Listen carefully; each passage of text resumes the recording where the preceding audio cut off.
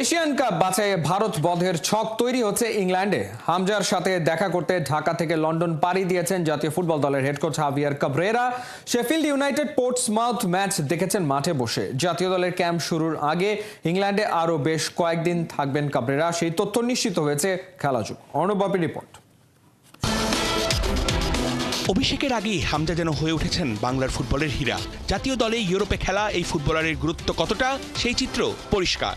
দলের একজন ফুটবলারের সাথে দেখা করতে হেড কোচ নিজেই বাংলাদেশ থেকে পাড়ি দিয়েছেন ইউরোপে। অবশেষে গুরু শিষ্যের দেখা।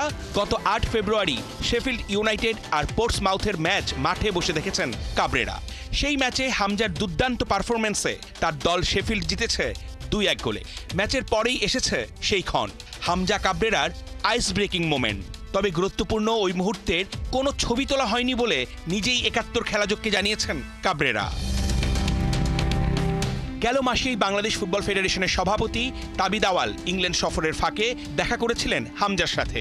মাঠে বসে দেখেছেন ম্যাচ, একসাথে ডিনারের পাশাপাশি তৈরি করেছেন আগামীর পরিকল্পনা। সেটারই বাস্তবায়ন হয়েছে কাবরেরার ইংল্যান্ড সফরে। হামজার মতো ফুটবলারকে তো এভাবেই কদর করা উচিত। দেশের প্রতি ভালোবাসার টানে বাংলার ফুটবল সমর্থকদের স্বপ্ন পূরণের লক্ষ্যে লাল সবুজ জার্সি গায়ে জড়ানোর সিদ্ধান্ত নিয়েছেন হামজা। কাবরেরার নেক্সট অ্যাসাইনমেন্ট ২৫শে মার্চ এশিয়ান কাপ বাছাইয়ে ভারতের বিপক্ষে ম্যাচ। জাতীয় দলের ক্যাম্প ২৮ ফেব্রুয়ারি শুরু হলেও হামজা দলের সাথে যোগ দেবেন সেই ম্যাচের আগে।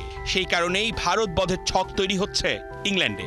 হামজা কাবরেরার কেমিস্ট্রি জমে গেলেই বাজিমাত। ভারতের অসহায় আত্মসমর্পণ দেখার অপেক্ষায় বাংলাদেশের ফুটবল সমর্থকরা।